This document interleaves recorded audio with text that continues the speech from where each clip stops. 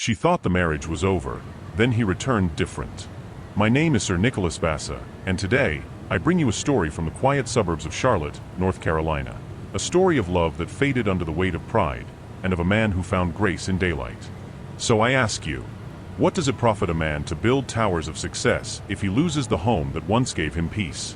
Stay with me till the end, because what happened after this fall will remind you that true strength shines brightest when it bends toward kindness.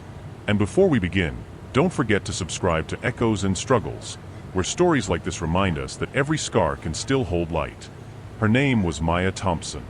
At 41, she taught third grade in a sunlit elementary school where windows stayed open to let laughter and chalk dust mix with spring air. Each morning, she brewed her coffee in a chipped blue mug, straightened her soft cardigan, and walked through her small brick bungalow surrounded by zinnias. Her life was quiet, measured in soft greetings, packed lunches, and afternoon reading circles. But peace, when stretched too thin, can turn to ache.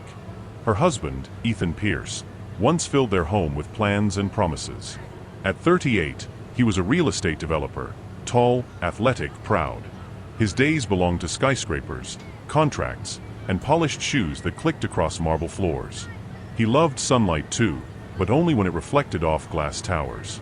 He had a way of saying, "Just one more deal, Maya. Then we'll rest."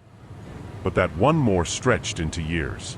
Birthdays missed, dinners eaten cold, and a marriage that became more echo than conversation. Until one day, silence took its seat between them, permanent and polite. It started like a small crack in glass, a project gone wrong, a partner gone silent, and then a flood of losses that swallowed Ethan's name and his pride. The headlines didn't spare him. Pierce Developments declares insolvency. In the bright light of noon, cameras captured the man who once built towers, now walking out of his office with a box of files and a face stripped of certainty. He didn't go home that night. He didn't know how to face the eyes that once looked at him with belief. He rented a one-room apartment near a community center, living on instant noodles and old regrets. The same man who once sold cities now fixed his own broken blinds.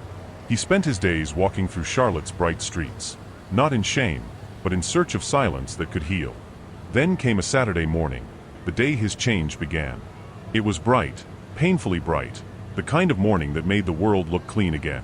Ethan stood outside Gracefield Community Center, watching volunteers set up tables of food for the poor. He could have walked past, but something in him paused. A woman waved at him, Dana Brooks, a volunteer with gentle eyes and a firm voice. "You look like you could use a job, or maybe just a purpose," she said with a smile. Ethan chuckled. "Maybe both." She handed him an apron. "Then start with this." That day, Ethan served food to people who once reminded him of the help, but now, each face looked more human than any business meeting he'd ever had. There was no camera, no press, no applause, just the clatter of trays and the quiet dignity of humility. He went back the next day, and the next. One morning, a little boy tugged his sleeve and whispered, "Are you the boss here?" Ethan smiled faintly. "Not anymore, kid. Just someone trying to do the right thing." Pause for yourself. Have you ever sworn a door closed and then found the key years later? Type "I closed it" in the comments if you have.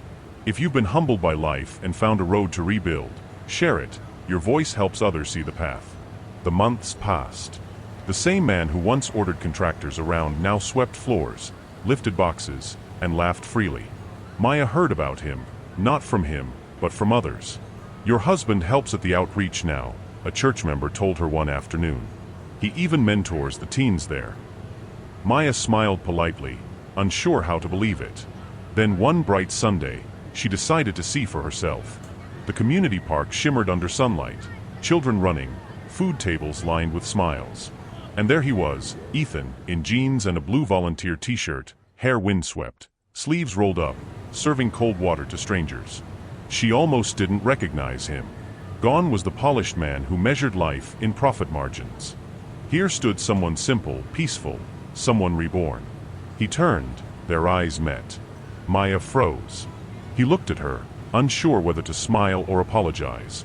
Instead, he walked over quietly and said, "I didn't lose everything, Maya.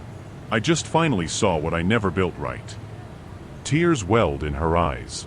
"Maybe we can rebuild together," she whispered. And there, under the full daylight, with laughter and music around them, two people who had once drifted apart began to find each other again.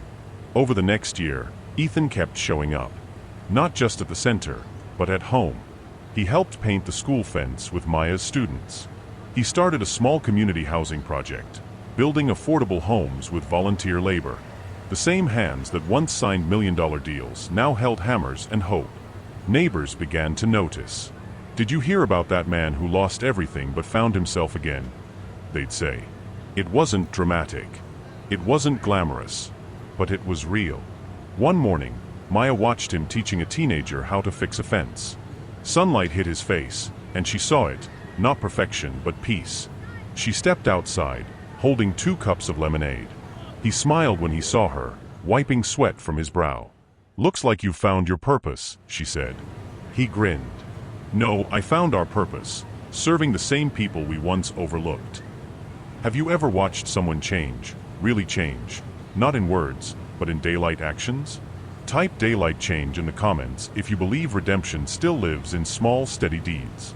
Like, share, and subscribe to Echoes and Struggles, where real stories remind us that love isn't lost, just waiting to be lived differently. I once said that love built on pride crumbles like glass, but love rebuilt through service shines like sunlight through clear water.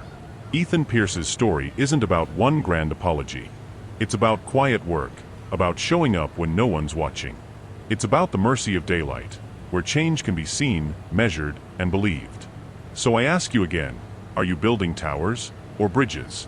Remember, true wealth isn't in what we earn, but in what we give, rebuild, and forgive. I'm Sir Nicholas Bassa, and this has been Echoes and Struggles, where every fall meets its rise.